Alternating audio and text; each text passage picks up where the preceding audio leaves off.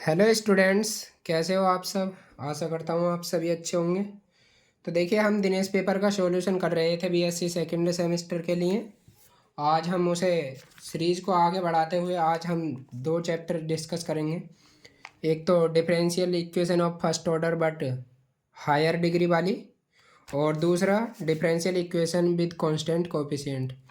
सबसे ज़्यादा जो इम्पोर्टेंट टॉपिक है आपके लिए वो है differential equation with constant coefficient. तो देखिए, आज उससे पहले ये आप चाहो तो स्किप कर देना, लेकिन पहले इम्पोर्टेंट बात यह है कि आज मैं सभी क्वेश्चन सॉल्व नहीं कराऊंगा, और जो इम्पोर्टेंट क्वेश्चन है केवल वही सॉल्व कराए जाएंगे। यदि किसी को सभी को इसके दिनेश पेपर का सभी क्वेश्चन का सॉल्यूशन चाहिए तो मैंने टेलीग्राम ग्रुप बना रखा है, उसमें आप क्वेश्चन सेंड करना। मैं उसका क्वेश्चन सॉल्व करके आपको सेंड कर दूंगा वहीं पर ही। उसकी वीडियो नहीं बनाई जाएगी, और अच्छा क्वेश्चन हुआ तो वीडियो भी बना दी जाएगी। ठीक है, तो आज की वीडियो में केवल वो क्वेश्चन मिलेंगे जो कि इम्पोर्टेंट है।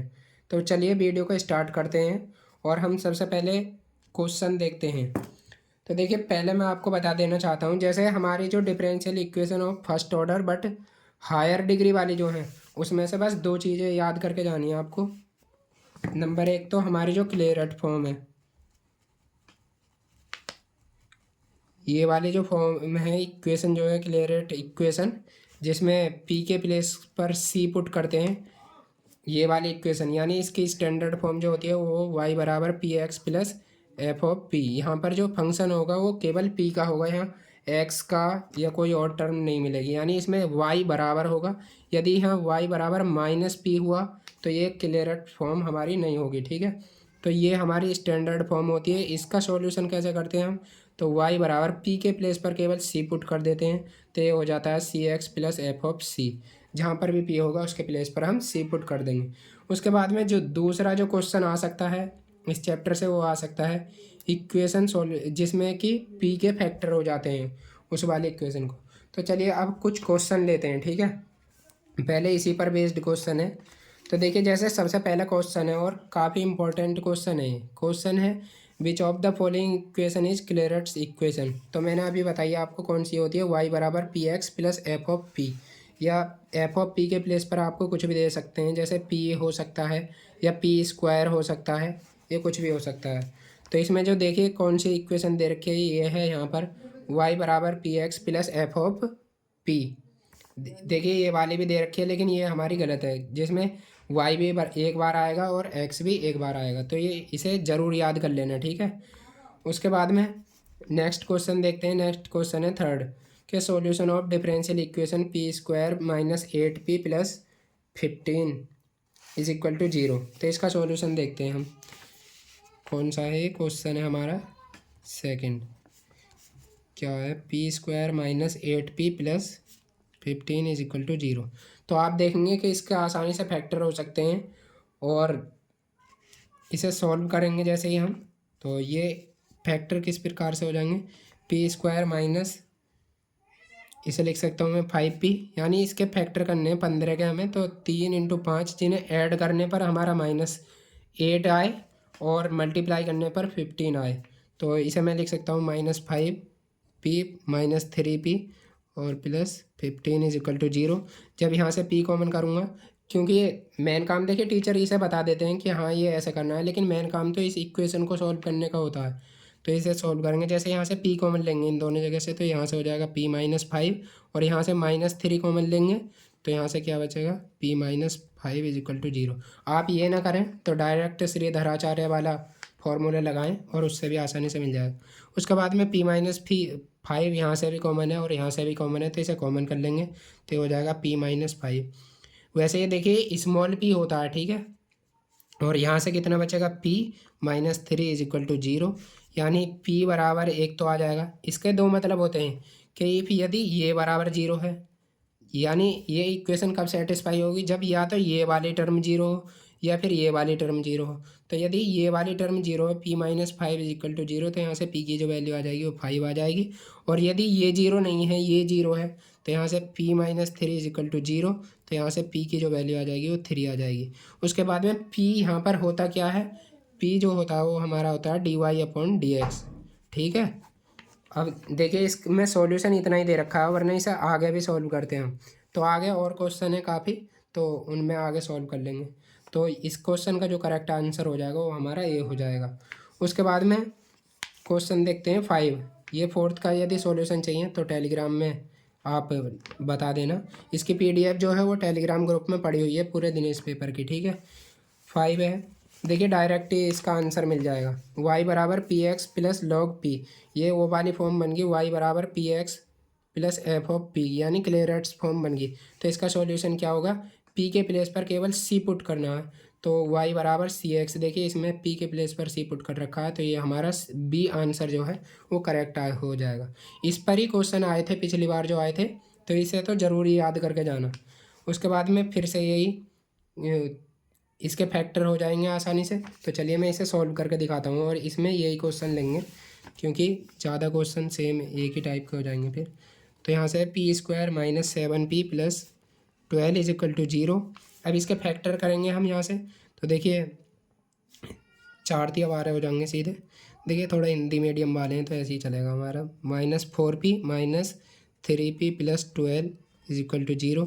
यहाँ से p कॉमन कर लेंगे फिर से, तो ये हो जाएगा p-4, और यहाँ से -3 कॉमन करेंगे तो यहाँ से भी p-4 इज इक्वल टू 0।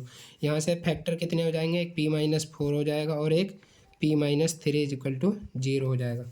यदि p-4 इज इक्वल टू 0 है, ये वाली टर्म 0 है, तो यहाँ से p की वैल्यू 4 आ जाएगी, p बराबर 4। और यदि ये वाली टर्म 0 है यानी इसके, तो यहाँ से p की वैल्यू कितनी आ जाएगी 3। अब p जो होता है वो हमारा dy/dx होता है, dy/dx इज इक्वल टू हो जाएगा 4, और यहाँ से भी dy/dx इज इक्वल टू कितना हो जाएगा 3। यानी यहाँ से अब 2 केस बन जाते हैं हमारे, ठीक है। तो अब इसमें क्या करना है, इसे सॉल्व करना है। तो वेरिएबल आसानी से सेपरेट हो रहे हैं, तो इसे dx को जो है इधर भेज देंगे। अब दोनों तरफ इंटीग्रेशन कर देंगे तो इधर y का हो जाएगा, लो हाथों हाथ इंटीग्रेशन का साइन लगा देते हैं, y बराबर हो जाएगा 4x प्लस सी। अब क्या करना होता है, हमें इन सबको एक ही तरफ लाना होता है, तो हो जाएगा y-4x माइनस सी। माइनस सी के प्लेस पर प्लस सी भी लिख सकते हैं, क्योंकि मैंने आपको बताई थी कांस्टेंट आप चाहे प्लस सी ले लो या माइनस सी ले लो, आंसर सेम ही आता है जब किसी पॉइंट पर वैल्यू निकालते हैं, माइनस सी। और इसमें ऐसे ही सॉल्व करेंगे तो यहाँ से ये dx हो जाएगा इधर, तो यहाँ से इसका आंसर हो जाएगा y is equal to 3x plus C, या हम कह सकते हैं y-3x माइनस सी बराबर 0। अब इसमें क्या करना होता है, ये जो 2 सॉल्यूशन आए हैं इसके इक्वेशन के, तो इन्हें आपस में प्रोडक्ट में लिखना होता है। यदि ये हमारी क्यूबिक इक्वेशन होती तो इसमें 3 फैक्टर आते, यानी p की 3 वैल्यू आती, और तीनों को फिर इसी टाइप से सॉल्व करते और उन तीनों को आपस में इस टाइप से लिखते, जैसे y-4x माइनस सी, और इसकी मल्टीप्लाई में y-3x minus C is equal to 0। इस टाइप से हम इसका सॉल्यूशन लिखते हैं। और आप देखेंगे ये हमारा 6A के आंसर में है, y-3x माइनस सी। कॉन्स्टेंट आप प्लस भी लगा लो, कोई प्रॉब्लम नहीं होगी, ठीक है। उसके बाद में हमारी जो नेक्स्ट क्वेश्चन है वो देखते हैं। तो नेक्स्ट क्वेश्चन ये 9 ही है, या 9 को स्किप कर देते हैं। इसका देखिए आराम से फैक्टर हो जाएंगे, तो कर लेते हैं, या फिर मैंने कुछ इस पर स्टार लगा रखा है ना कोई बात होगी इसमें। तो p² minus 5p minus 6 is equal to 0, ठीक है। इसके फैक्टर करते हैं तो 2 3 6 हो जाएंगे आसानी से, या माइनस आ रहा है ना इसमें। तो एक काम करते हैं, श्रीधराचार्य वाला फॉर्मूला लगाते हैं सीधे। तो यहाँ से p बराबर हो जाएगा -b के प्लेस पर कितना 5 plus minus under root b², b के प्लेस पर कितना ये हो जाएगा 25 माइनस 4 इंटू a के प्लेस पर 1 है, इंटू c के प्लेस पर माइनस का 6 है, ठीक है, अपॉन 2a। तो a के प्लेस पर कितना है, यानी p² का कोफिशिएंट वो हमारा 1 है। तो इसे और सॉल्व करें तो ये हो जाएगा p बराबर माइनस का, ये माइनस माइनस तो प्लस हो जाएगा क्योंकि यहाँ पर माइनस b होता है, तो ये हो जाएगा plus b plus minus under root, यहाँ से 25 और 24 ये 49 हो जाएगा, यानी अंडर रूट। तो इसका जो अंडर रूट आएगा वो हमारा आंसर आएगा 7, यानी इसे मैं डायरेक्ट लिख सकता हूँ +-7/2, ठीक है। अब यदि हम प्लस लेंगे तो ये p की वैल्यू जो आएगी वो आएगी 7 5 12/2 यानी 6, और यदि हम p की वैल्यू माइनस लेंगे तो हो जाएगा 5 - 7 यानी -2/2, यानी p की वैल्यू जो आ जाएगी वो हमारी -4 1 आ जाएगी। ठीक है, अब देखिए मैंने यहाँ पर ये आप कंफ्यूज हो जाते, वो कैसे, क्योंकि आप इनको इस टाइप से भी फैक्टर कर सकते थे, 2 तिया 6, यानी 2 × 3 भी कर सकते थे आप फैक्टर। अब माइनस लेना था तो आप इसे माइनस ले सकते थे या इसे माइनस, इसलिए अच्छा रहेगा आप श्रीधराचार्य वाला फॉर्मूला लगाइए। अब देखिए p बराबर 6 होगा, तो यहाँ से dy/dx बराबर हो जाएगा 6, और इसका इंटीग्रेशन करेंगे, इसे dx में भेज देंगे, तो यहाँ से y बराबर हो जाएगा 6x + c, यानी हम कह सकते हैं y - 6x - c हो जाएगा 1 = 0। और इसका करेंगे ऐसे ही, तो ये हो जाएगा y बराबर -x + c, यानी y + x - c बराबर हो जाएगा 0। अब ये हमारे 2 सॉल्यूशन आ चुके हैं। ठीक है, ठीक है, अब इसका कंप्लीट सॉल्यूशन है वो कितना हो जाएगा, तो ये हो जाएगा y - 6x - c और y + x - c = 0। अब आप देखेंगे, देखिए इस पर स्टार क्यों लग रहा था जब मैंने सॉल्व करी थी, इसमें देखिए ये आंसर दे रखे हैं जो कि इनमें से कोई सा भी इसका आंसर मैच नहीं कर रहा है। ठीक है, तो इसी वजह से इसका जो आंसर है वो ये है। ठीक है, तो ये हमारा आंसर हो जाएगा। उसके बाद में हम नेक्स्ट क्वेश्चन देखते हैं।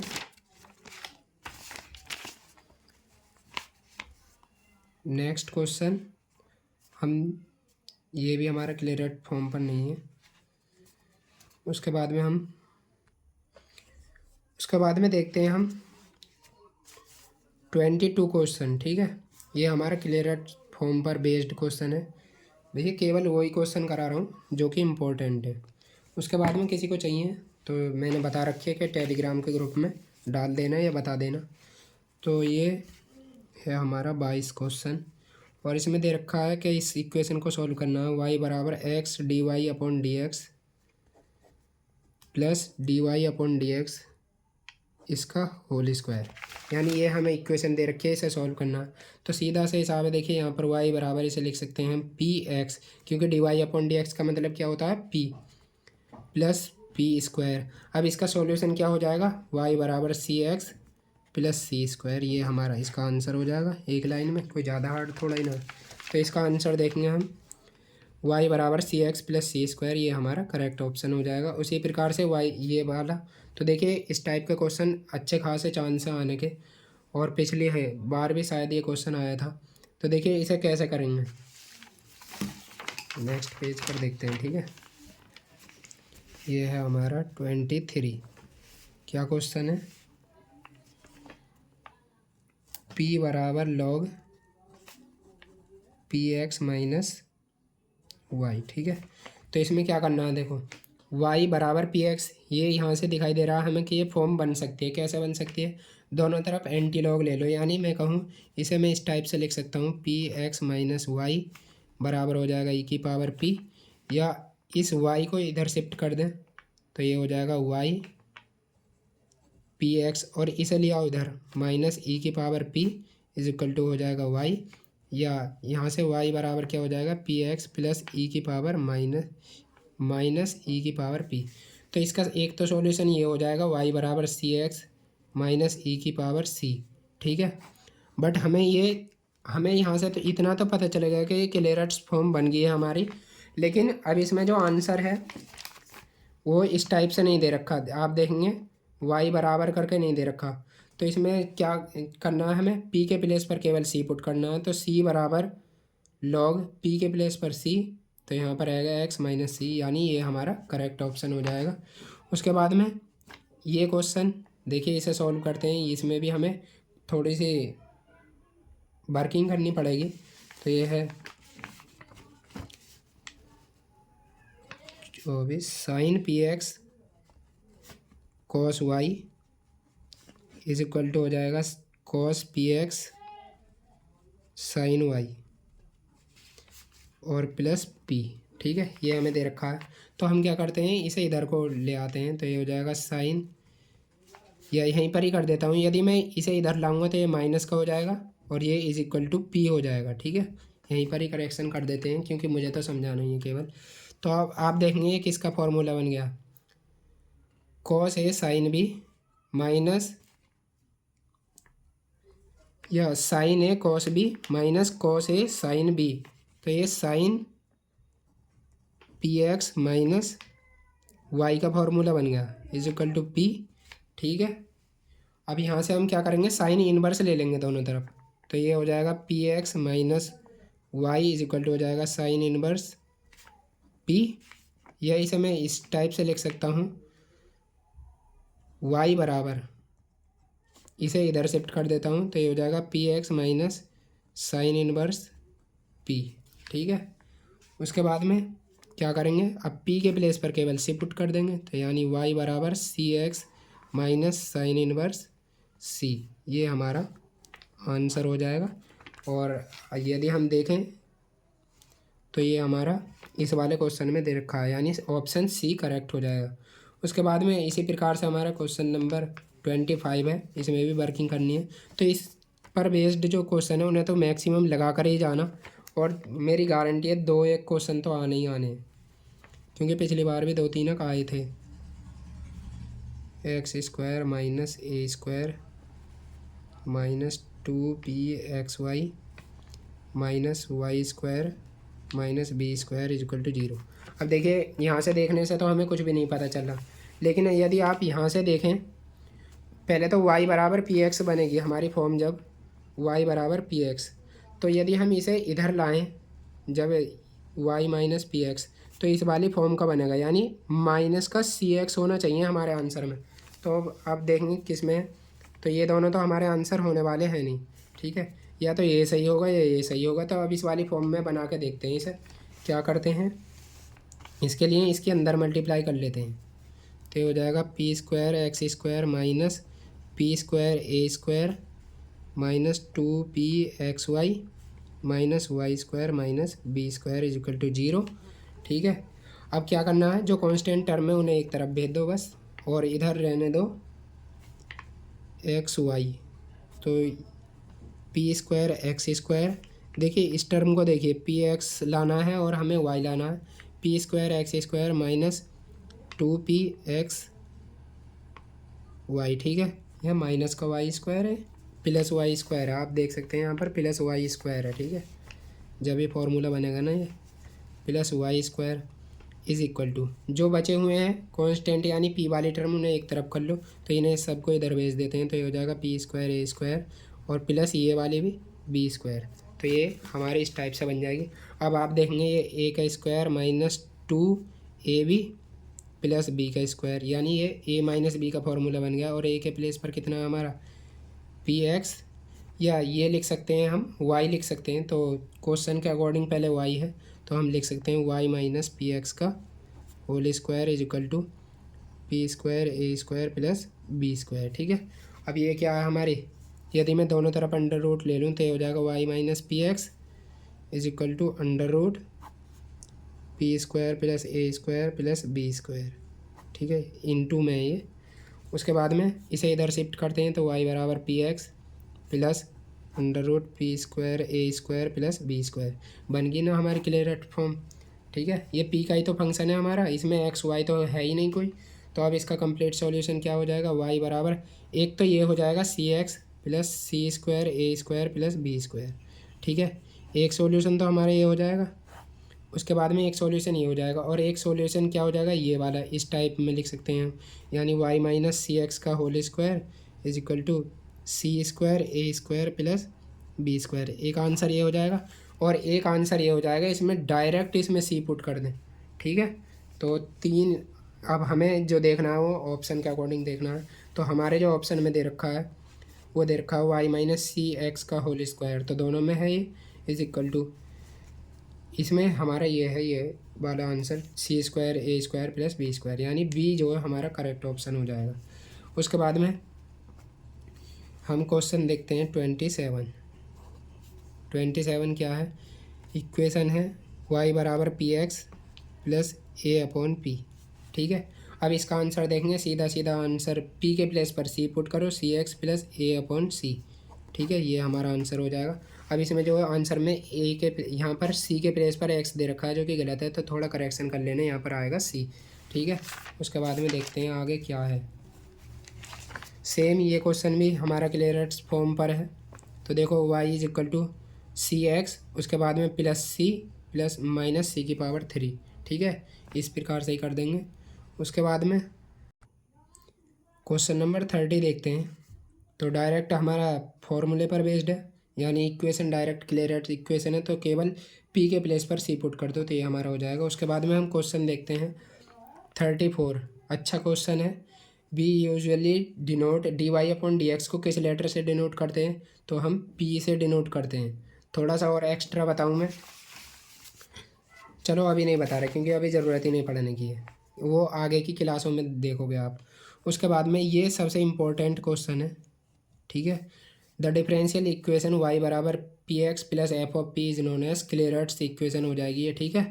उसके बाद में ये फिर से उस पर ही वेरी पी के फैक्टर करने वाले आ गया। डायरेक्ट यदि मैं बताऊं कैसे करना है, तो एक देखिए इसका आंसर 4 आएगा और एक 3 आएगा, दोनों किस में आएंगे, वो एक तो p बराबर 4 आएगा, तो जब इधर लाएंगे तो ये p माइनस 4 आएगा, यानी y माइनस 4x आएगा। और इसमें भी जब p बराबर 3 रखेंगे तो ये भी y माइनस 3x आएगा, जिसमें भी ये दे रखे हो। तो ये ऑप्शन देखेंगे आप किस में, सी में है, ठीक है। तो यही हमारा करेक्ट ऑप्शन हो जाएगा, क्योंकि आपको जल्दी भी तो करना है ना। उसके बाद में cos y into cos P x, तो ये cos c इंटू ये हमारा फॉर्मूला बन गया जाएगा cos y minus p x का, क्योंकि जब कॉस में माइनस होता है तो बीच में प्लस साइन आता है, और जब प्लस साइन होता है यहाँ पर एंगल में तो यहाँ पर माइनस आता है। तो ये हमारी इक्वेशन बन गई इज इक्वल टू पी, या कॉस को इधर को भेज देते हैं हम, यानी मैं बात करूँ तो इसे हम लिख सकते हैं कॉस, कौन सा है ये क्वेश्चन 36, ठीक है। लिख सकते हैं cos y minus p x is equal to p, या इस आप दोनों तरफ इन्वर्स लेंगे, तो यहाँ से इन्वर्स लेंगे दोनों तरफ, तो ये हो जाएगा y minus p x is equal to cos inverse p. यानी अब मैं डायरेक्ट लिख सकता हूँ यहाँ पर इसका आंसर। तो क्वेश्चन के अकॉर्डिंग ये पी जो है इधर ही भेज रखा है, तो ये आर एच एस में जाएगा पॉजिटिव हो जाएगा और यहाँ पर प्लस, यानी हमारा जो आंसर हो जाएगा वो हो जाएगा सी x plus cos inverse C, ठीक है। तो पिछली क्लासों के जो फॉर्मूले हैं वो भी यूज हो जाते हैं। उसके बाद में हमारे जो क्वेश्चन है वो ऑर्थोगोनल ट्रेजेक्टरी पर हैं, तो इसमें एक दो क्वेश्चन कर लेना। पिछली बार जो आए थे एक दो क्वेश्चन आए थे, क्या करना होता है, d y upon d x के प्लेस पर खाली ऑर्थोगोनल के लिए -1 अपॉन, या कह सकते हैं d x upon d y put करना होता है बस। यदि d x upon d y है तो उसके लिए d y upon d x put करना होता है, फिर डिफरेंशियल इक्वेशन बनती है, फिर से ऐसे ही सॉल्व करना होता है। तो एक दो क्वेश्चन मैं नेक्स्ट वीडियो में करा दूंगा। उसके बाद में हम differential equation with constant coefficient करेंगे, ठीक है। तो आज के लिए इतना ही रहने देते हैं, फिर मिलते हैं नेक्स्ट वीडियो में। तब तक के लिए टेक केयर, बाय बाय, जय हिंद जय भारत।